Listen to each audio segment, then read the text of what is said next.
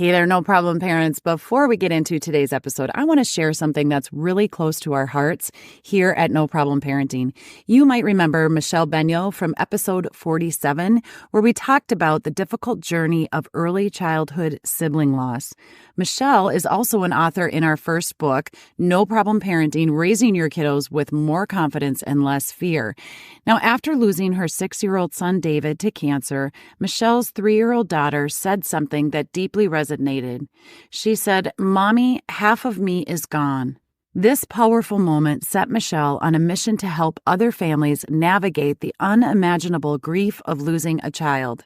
Through her organization, Good Grief Parenting, Michele offers essential support to parents and siblings, helping them find a path forward even in the darkest of times. And right now, Michele is raising funds in David's memory through CureSearch for Children's Cancer, an organization making huge strides in pediatric cancer research. Their work is truly transformative. 60% of their research projects advance to clinical trials, which is a significant leap compared to the national average of less than 8%. Michele is participating in the CureSearch Ultimate Hike, where she'll be hiking up to 30 miles in a single day to raise money for this crucial cause. And if you'd like to support Michele and contribute to this life-saving research, you can donate now through October 2024 by visiting CureSearch Ultimate Hike. There's a link in the show notes that will go directly to Michelle's donation page.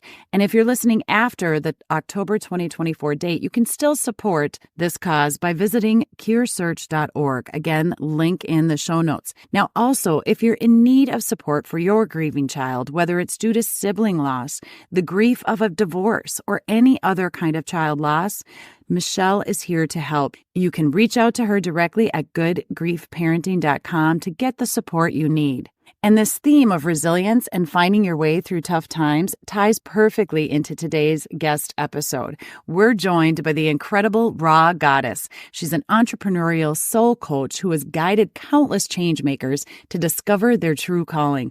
Rha's message is all about balancing your passions with your responsibilities, a concept that resonates deeply with us here at No Problem Parenting. When you take the time to find your true calling and pour into yourself, you're not just enriching your own life, you're becoming the confident leader your kids crave you to be. It's so important to remember that when we take care of our own needs, we're also taking care of our kids. By showing up for ourselves, we model resilience, self-awareness, and strength, which in turn helps our kiddos to develop those same qualities. So welcome to the No Problem Parenting Podcast. From toddler tantrums to teenage eye rolls, this podcast is your go-to for both fresh and timeless tips that help you become the confident leader your kids crave you to be. Do you ever wish there was a manual that came with each of your kids? Let's face it, what works for one kiddo often doesn't work for the other, and we don't know what we don't know. And even if there was a manual, it probably wouldn't be able to keep up with all the changes in our world. Well, this podcast is the next best thing. I'm your host, Jackie Finneman, a 30-year counselor turned parenting coach, and I've got tons of information to share, including hundreds of resources that you can access right from your home and strategies that are going to boost your confidence and energize you. Whether you're knee-deep in diapers, navigating the tween years, or launching your kiddo into adulthood, hit that subscribe button, share this podcast with your friends, teachers, and daycare providers. We're here to turn your parenting problems into no problem, one episode at a time. All right, so let me introduce Rha to you all today. Rha Goddess is the entrepreneurial soul coach behind hundreds of breakthrough change makers, cultural visionaries, and social entrepreneurs. Rha's mission is to revolutionize the way that we live, work, play, and do business. In 2011, she founded Move the Crowd, an entrepreneurial training company dedicated to supporting creative and cultural entrepreneurs working at the intersection of values, profitability, and social impact. Rha is here to share practical strategies for balancing your passions with your parental duties, offering expertise in finding your true calling. Her mission aligns perfectly with our mission to empower parents to navigate modern parenthood with confidence. Rha's insights on self-awareness and resilience are sure to resonate with those of you seeking fulfillment while raising your kiddos. Remember, when we take care of our own needs, we're better equipped to take care of our kids, and that's a message we can all stand behind. I am super excited to have you here with us today, Rha. Welcome to the show. Thank you so much, Jackie, for having me. It's such a joy to be here. You know, one of the things that we talked about, like from almost moment one of connecting, was how important it is for us to pour into ourselves. And I think as a parent, that's probably one of the greatest challenges, right? Because you love your little ones. Yeah, right. Right? You would die for them. Like we know that even, and you want to kill them sometimes. We know that both are true, right?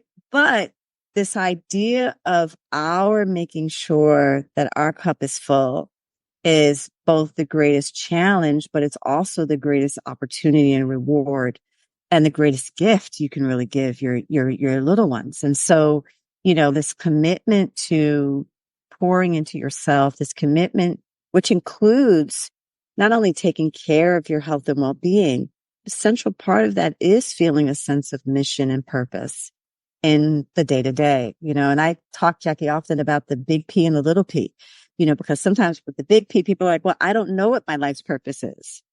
You know, I've been searching everywhere for it and I have no idea. It's not in my sock drawer. It's not in the hamper. I have no idea where it is. Right. But, you know, we can still begin by being purposeful and intentional about how we're spending our time and our energy. And I think for parents, and so much of our world is in reaction to something happens, we're responding. Something happens, we're responding. Something happens, we're responding. So our nervous systems never get the chance to really breathe. And my intention in creating the book was to acknowledge that at the foundation, we have to start to feed our souls first and create greater capacity, which then enables us to be more available to react and respond to the challenges, right, in ways that actually we feel proud of and we feel good about. Absolutely. 100% agree. And I think even as a parent, as a mom, if your mission and your passion was to become a mom, there's still in that making sure that you are feeding yourself. You're at really a soul level, that you're really feeling good about yourself. If you're just kind of going through the motions and you're working and you're parenting and you're managing the household and doing all the things, what are some things that parents can do to just really kind of take a step back and say, hey, what am I called to do? Yeah, I think that first piece is to take a step back and carving some time, which we both know is so challenging to do when you're a parent. You know, but I like to say to my mamas in particular, like, even if you get 5 minutes in the bathroom where you just lock the door and pretend you're not there, or you can sneak in that morning walk, you know, maybe it's after you drop them at school and you can get that moment in, you know, and maybe it's just you're walking around the park before you walk into your office building, right? Between dropping the kids off and starting work, like whatever you can grab. It's so important that you start to find and carve space, 5 minutes, 10 minutes, 15 minutes. And it really is in those spaces where you can slow down a little bit and you can really kind of start to breathe a little bit and start to regulate a little bit, that you can then begin to sort of explore those questions, those ideas. I find sometimes that for parents, the idea of what you want to do comes from what we experience. It comes from the challenges of our lives. It comes from the most amazing experiences of our lives.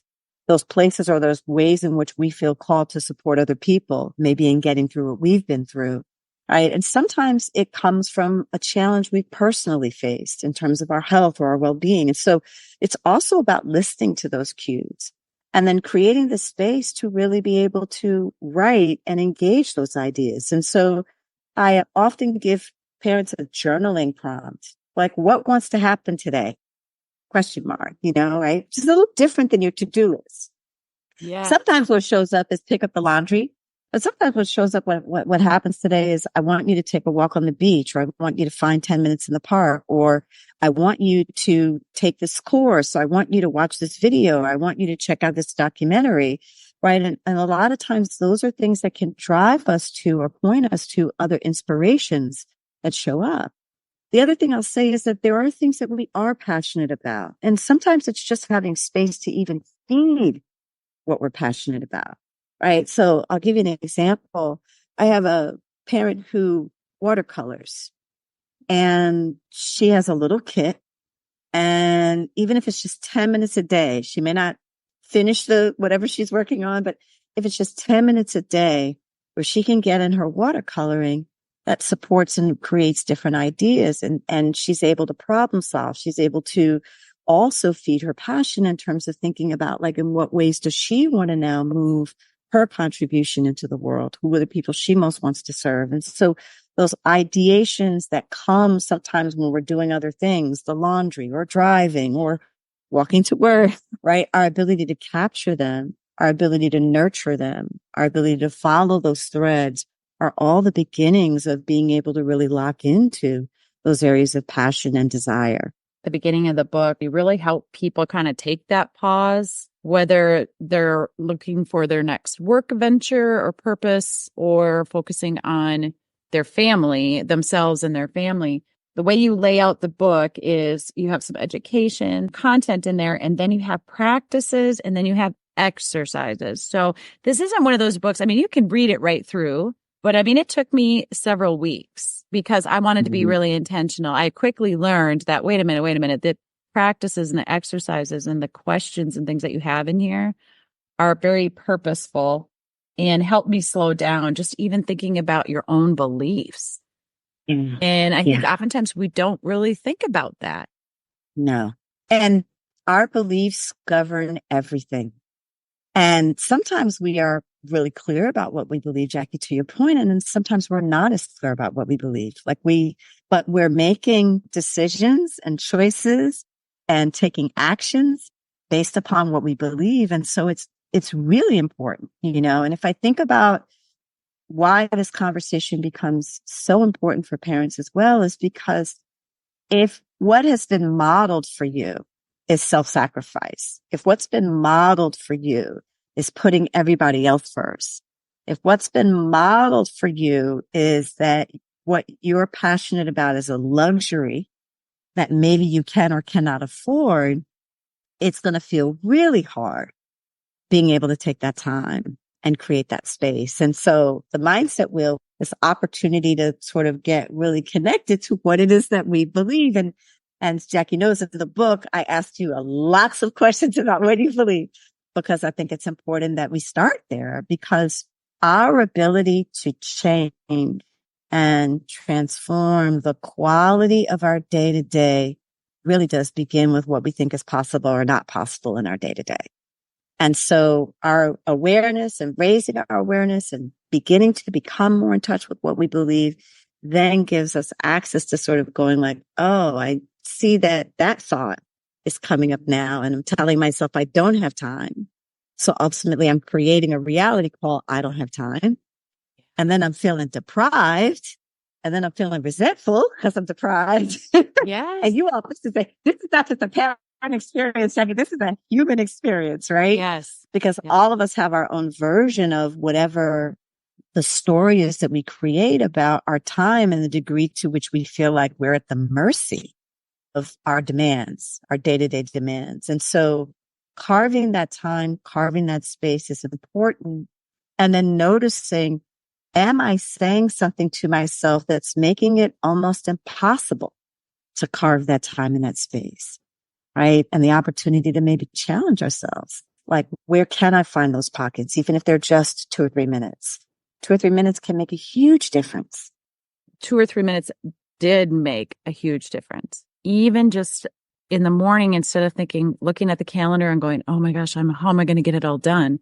To shifting those words to, I have more than enough time to get this all done. Yeah. And it's like, it seems simple, right? It seems like a no-brainer, and yet it's not. I mean, it takes effort and intention. And again, you have it laid out so that you can do these exercises. One of my favorite things to start with was doing one activity a day that makes me feel really good about myself.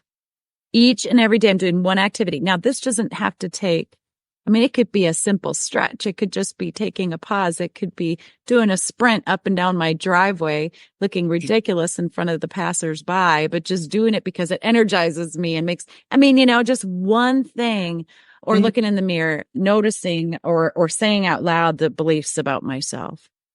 Yeah. Just acknowledging myself in that way. So this doesn't have to be rocket science. No.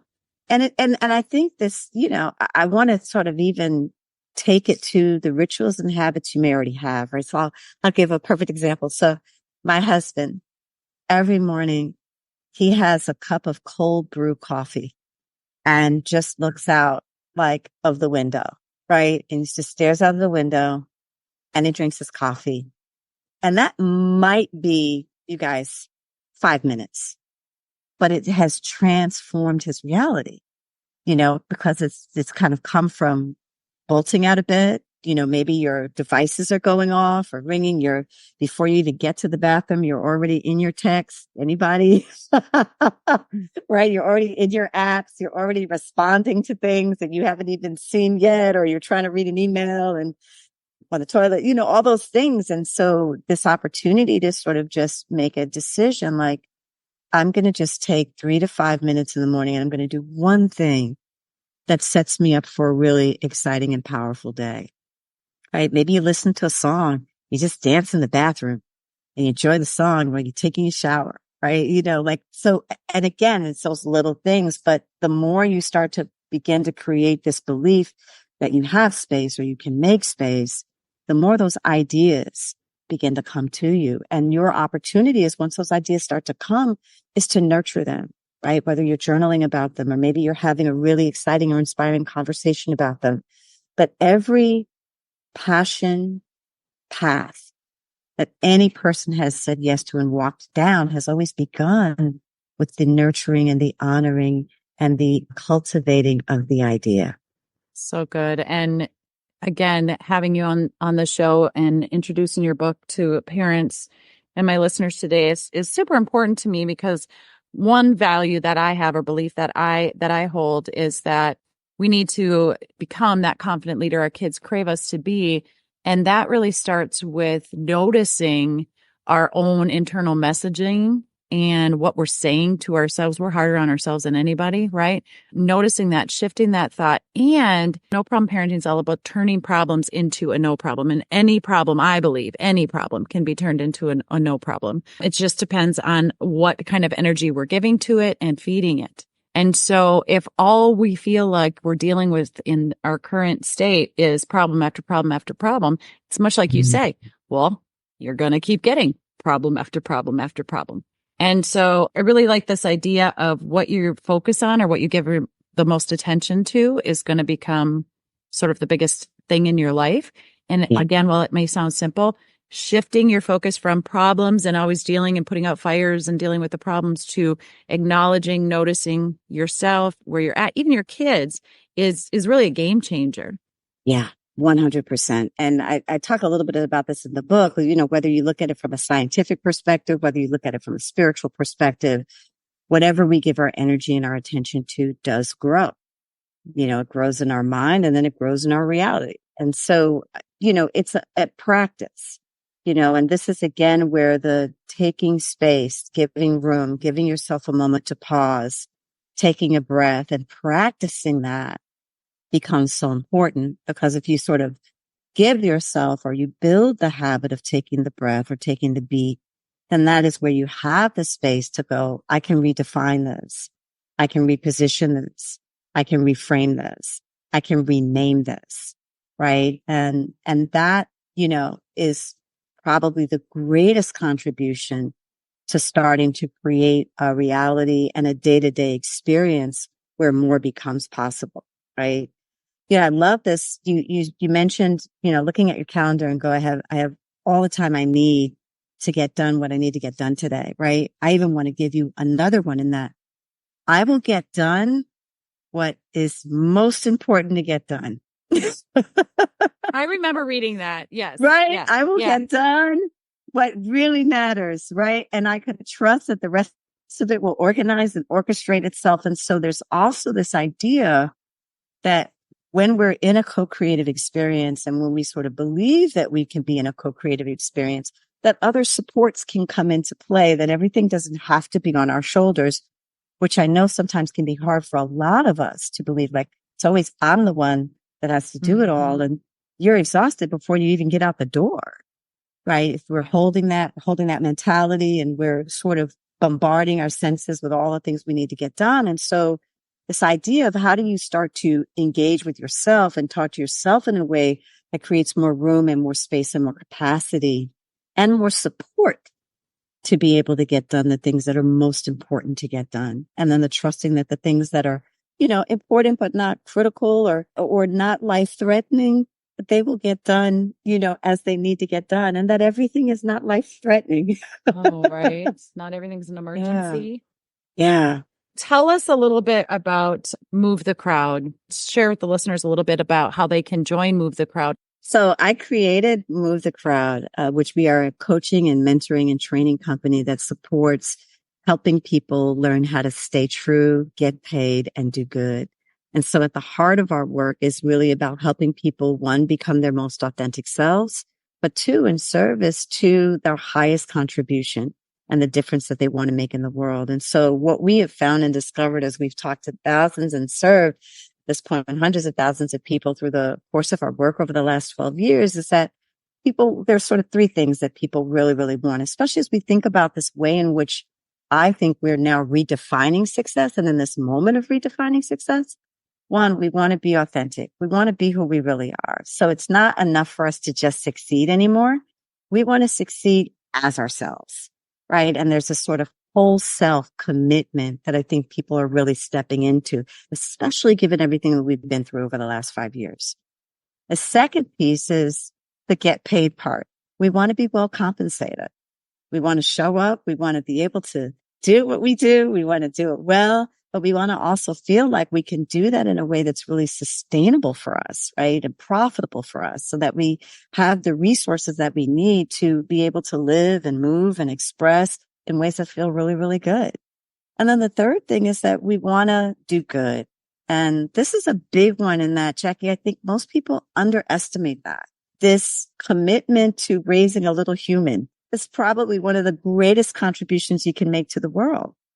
And it matters, right? And all of us want to matter. But what I also know is for many of our parents, and this is something also we don't talk a lot about, but it may not be all that you're here to do. There may be another mission. There may be another purpose. There may be another calling that you're being called to, and that it matters to be able to do that. Like it matters to us. Contribution is a human need. We need to give, and we need to feel that we're giving in a way that matters. And so our company is devoted to helping people stay true, get paid, do good, because we understand that right now that is what people want to do most. So we develop strategies and programs and coaching and mentoring courses to be able to help people do that. And that's what we do. So much information on your website, movethecrowd.me. And then you do also have events that you offer a couple of times a year. So the Taking Stock event is one of our most popular and beloved events in terms of the Move the Crowd community. And it's important to say too, in the context of our work, we work with entrepreneurs, we work with organizational leaders, we work with nonprofit leaders, we work with people who are in all stages of growth and development, who are wanting to, again, just make their greatest contribution as themselves. But these community gathers right across all of those disciplines. We come together a few times a year, and Taking Stock is all about being able to pause and reflect. We've been talking so much today about the power and the importance of it, whether you do it in the minute, in a moment, and you take that moment, or whether you have the opportunity to have a journaling practice or a meditation practice or some kind of stillness practice, time in nature. But the intention is to recognize that when we have the ability to actually reflect, it supports and increases our capacity to be able to move forward and be more effective. And so at the top of the year, we set big goals. We do it through our New Year's message, and we come together and we set a theme for the year. And then over the course of the year, we have these checkpoint moments. And so in the context of Taking Stock, there are 4 core areas that we take people through. The first is gratitude, because we believe that you have to begin by really acknowledging what are all of the things that are going well, right? Or where are all of the places where you were able to get support, or where you have been able to do the things that you've wanted to do, right? And so we feel that that's important. And then we go to the place of acknowledgement, and we look at acknowledgement from 2 perspectives. We look at acknowledgement from like, where are you crushing it? and what was really important in being able to support your ability to show up and deliver in the way that you're delivering. And then we look at where are those places where we feel like we're being challenged, right? Or we may be falling short of what it is that we want to accomplish and achieve. And when we're thinking about the goals that we've set for the year, or we're thinking about the things that we want to accomplish and achieve, it's important to look at those places where we feel challenged to understand what may be missing and what that may be crucial to being able to support our success. So this is where we get to sort of explore what additional support or resources might be critical for us. The third area we look at is completion. And this is all about the promises that we've made, the promises we've made to ourselves, the promises we've made to others. And this is like, okay, where do we need to circle back and complete something, dot the I's, cross the T's, versus in terms of our projects to where do we need to communicate, maybe where we haven't been communicating or needed to communicate or taking something off of our plate. Like I know I said I was going to do that, but I'm really not going to do that. And just acknowledge it, right? Right. Just acknowledge it. Like, I know I signed up for this magazine. I'm really not going to read it. Let me cancel the subscription. Right. It's all of this is what I call the sort of the stress reliever side of it. But like you get to actually make a list of like, okay, what are the things that I need to address or what are the conversations I need to have? Sometimes it's just getting complete with you and you about, maybe there's something that you said you wanted to do and you didn't get to it and you're beating yourself up about it. So we get in there and we create a space where you get to kind of clean all that up. And then finally you celebrate. And celebration is really, really important. And it's important even as a daily practice that we take a moment to just acknowledge like, man, today was a rough day, but I held it together, right? In that meeting, or I really rocked that presentation, or my little one came to me with a problem and I was able to really be present, and help them sort it out. And they felt loved and appreciated and seen in that moment, right? And all of those things are important to see because sometimes we can be in a space of where we get something done and it's just check, check, check, check, check. And we're never really slowing down to honor and appreciate and acknowledge our efforts. I want to say this because I think it's so important, Jackie, in that so many of us feel under-acknowledged. Yep. Right? Absolutely. We move heaven and earth every single day and nobody's watching. And sometimes even when people are watching, we don't get our due. And so our ability to become really masterful and competent at celebrating ourselves and acknowledging ourselves also creates the room and space for others to love up on and acknowledge us as well. So that is the process of taking stock. I love everything about all of that. Parents, your first step is go get the book, The Calling, 3 Fundamental Shifts to Stay True, Get Paid, and Do Good. And then head on over to movethecrowd.me. Thank you so much, Rha, for writing the book, for taking the time to meet with me today, and for being on the show. Thank you so much, Jackie, for having me. And thank you for your work. Thank you for all of the ways that you are here. For, in my mind, some of the most important members of our community. I don't know what we would do without our parents. And so thank you for answering your calling. And it has been a joy and a privilege for me to be here with you today. All right, that's it for today's episode of the No Problem Parenting Podcast. Hey, thanks guys for tuning in. If you found value in today's episode, click the subscribe button and share it with other parents who might need a little boost. Stay connected on our socials by following @NoProblemParents for more parenting tips and get your free download of the 60 ways to respond to your kids without losing your cool. Go to noproblemparents.com. Until next time, remember, your confidence comes from embracing both successes and setbacks. So take a deep breath, embrace the chaos, and remember, you got this.